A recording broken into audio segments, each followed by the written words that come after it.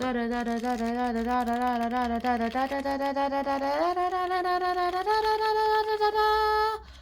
just skimmed the entire book. Good. Now let's analyze it. No, I got to read all over again. Okay, I read it 3 times. A 4th time, 5 times, 6 times, and now I'm ready. All right, let's analyze. Forge is named Forge because of the setting of the book. The setting of the book is called Valley Forge, and that is such a very apparent name that I'm going to have to talk about it there. Also, I haven't researched much about Valley Forge. It is an important historical monument in this book itself. So let's get to start with. A forge, this book has lots of things about forge. First of all, the indirect reference to the name of the setting, I've already told you. And at the end, they're trying to forge of the counterfeit key that could unlock the chains of collars that was around Isabel's neck, which must have been a big annoyance and very, very big danger to the slaves if they tried to escape for their freedom.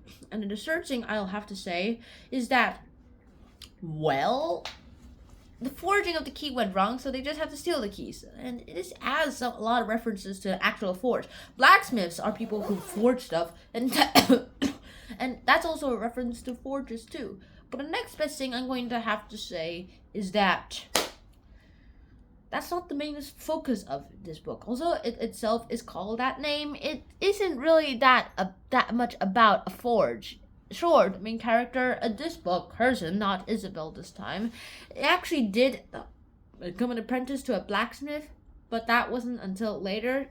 And he did learn how to make things, especially nails, and he could make nails as long as he had enough iron to make mistakes. Yikes. And that's pretty much the end of it all. Then of course they tried to escape. Of course, slaves all tried to escape. For Curzon, he was joining the army, and he was required to do so by Bellingham, not Bellington, Bellingham. His master promised Curzon, he's all like, hey, join the army, get out after your term's over, and boom, I give you $20 and your freedom. And Curzon's all like, yeah! So he joins the army and then unenlists because he was captured in a jail cell. Then he joins the army once again because he has no idea how to contact Bellingham. And then Bellingham finds him, and he's all like, yeah! And then Curzon is like, well, here's the thing. Can I have my $20 now? I finished my enlistment for the first time I was in the army. And he's all like, yes, I did promise you your freedom. But it's not now, because I never said you had to join the army and finish your sentence there. And Curzon's all like, wait, what? You dirty liar! Give me my at least give me my $20. And Bellingham's like, be an obedient slave. And he's all like, you promised. And then Bellingham's like, slap, be obedient, or you'll get 5 million times that. And Curzon's like, inside his brain, I will kill you.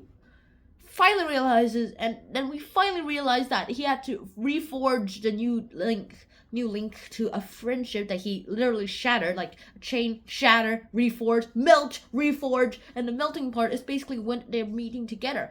And when this thing melts and then it reforms here, it basically becomes a little chunky, so that it's more like this, and this is probably permanent. Although not as strong as this one, it's less movable, and the links they'll be nicer and closer together.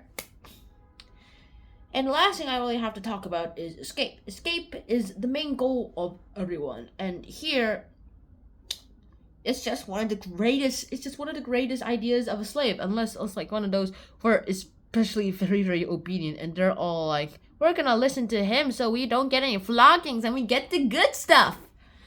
Now, escape for Curzon is basically a death sentence for his heart. Because it was said that if you escape, then your GF will have eternal pain as long as she's with me. And he's all like, so I can't escape. What should I do? They knock him out, unlock the chain, they both run away together. What a nice idea. Because the chain has jingles on it that would basically like jingle everything, and everyone keeps making fun of it, saying, it's so beautiful, keep jingling, girl. It's so annoying. That is so bad. And now, this is where you can leave the video because I've said everything I need to say, and this is all you kind of need to know about Forge. So for those of you who want to leave, bye. For those who want to stay here, stay. So click the like button, subscribe, and see you soon. Now for those who want to stay here, keep listening because now here's some context. The American Revolution isn't just about Britain and America, and Americans are like, we're the good guys, and British are like, we're the bad guys, yeah! Well, no, not exactly. It's so complicated that you can't even say who's the good guys and the bad guys, because these guys technically owe the British, because the British protected them against the French. And the least they could, and all they ask these guys to do is pay them money, and they're all like, no. Okay, we're gonna have to tax you, so, because we're run out of money. And these are like, we don't need to pay taxes.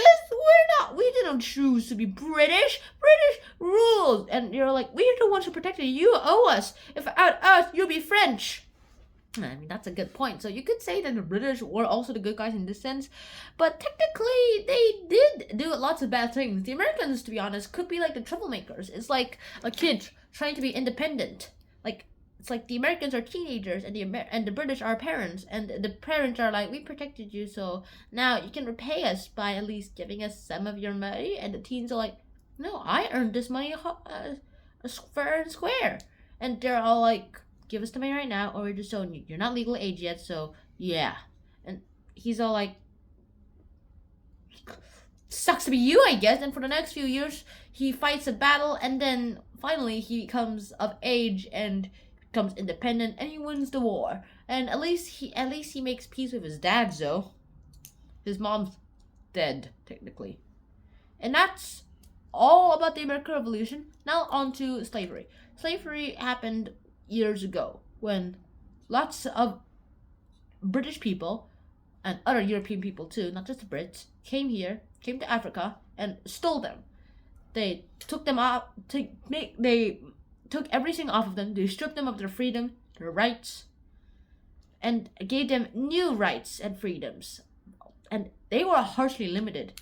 And they turned them into slaves just because they looked like this. Just because they didn't look like this, and just because they look like this, saying, haha, you have this kind of skin color, that means we're better, haha. And that's not justifiable. Just because my skin looks more like an American skin doesn't mean I should have more freedom than a person who has African descent. In fact, we all have African descent. But these guys, they did not know that. And we just recently found that out. So yeah, I guess that's actually a bad idea. Then at least I'd go to jail saying, hey, we're not descended from Africans. Do we look like those blacks? No, that's a terrible idea. And finally, now that the slavery part is over, I really don't want to talk about that. Next and last part that I'm going to talk is Forge. Not the book, but the actual making stuff. Forging is a technique that has been used for years. It's how armor was created, it's how keys were created. Heck, it's how door handles are created nowadays. Also, nowadays, we kind of use bioprinters. We kind of use 3D printers nowadays. Back in the day, we just used metal to make stuff, and forging is a good idea. You can always forge new friendships. You can break friendships and then reforge them. You can break a clock and then forge another one. Also, it could probably be less likely, it'll be more wonky and less likely to work, though, because all you're just doing is melt it and make it look like a clock, not make it the insides look like the insides of an actual clock. But the thing is, it's a really good analogy here. Because the thing is, forging is about friendships. Whenever you make a new friend, you're forging new friendships. Whenever you break a friend, you're breaking those forges. Whenever you remake a friendship that you've, like, in the past broke, you're reforging that. So I guess a forging, like, I could say this as a forging a key. When you try to make a friend, you basically make a key and a lock, where the lock is you and the key is them. And then when you break a friendship, well, to them, they're the lock, and to them, you are the key. But when you break a friendship, the key, you basically melt the key. You break the key. To you, you're the lock, but to them, they're the lock. And then, when you reforge one, you reforge the key. Whether it's an entirely new key or the exact same key is up to you guys. So I hope you guys enjoyed this episode and hope you really understand me talking in riddles. I talk riddles a lot on this channel. Maybe why I don't have that many subs. But I guess I'll see you guys soon. Drown out. Peace for the real this time. See you in ashes. Ashes.